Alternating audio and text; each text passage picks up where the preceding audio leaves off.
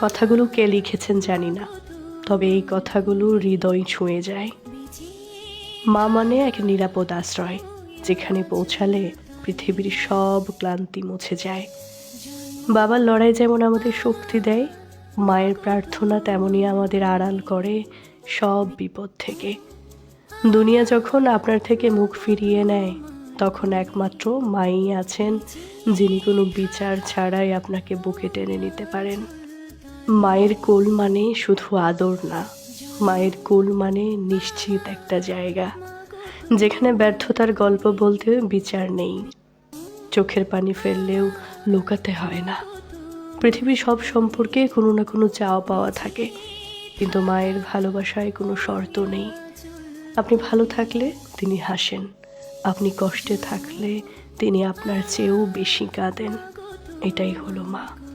ভালো থাকুক পৃথিবীর সকল মায়েরা।